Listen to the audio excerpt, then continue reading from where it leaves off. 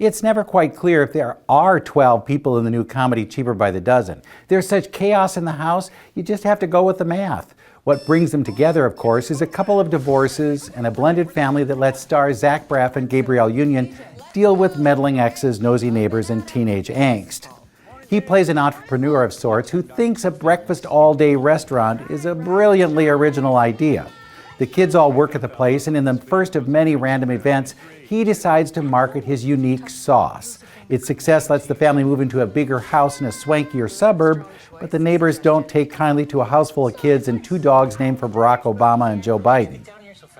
At school, the kids get pushed back too, and soon the Bakers are questioning every move. Directed by Gail Lerner, this remake of a remake bears little resemblance to his predecessors. Sure, there's that magic number of kids, but somehow the film's writers decided it needed another kid, one who may or may not be a delinquent, and a franchising deal that keeps Dad away from the house at all times.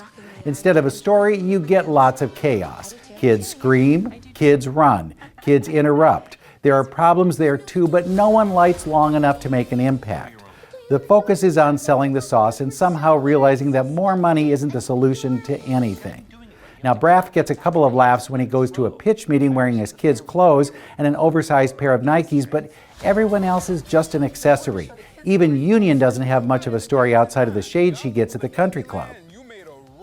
If there was potential in this kind of reboot, it should have embraced the idea of exes interrupting a family's flow. Union's former husband was a professional athlete who has all the money anyone could need and a way of upsetting the kids when he waltzes into their lives. Braff's former wife occasionally comes over to help out, but the stories go nowhere. That's much of Cheaper by the Dozen.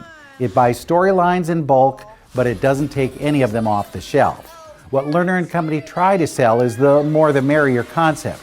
It's not necessarily true, but when you're living in a house that lets almost all of the children have their own rooms, you know the numbers game isn't the biggest worry for any of them.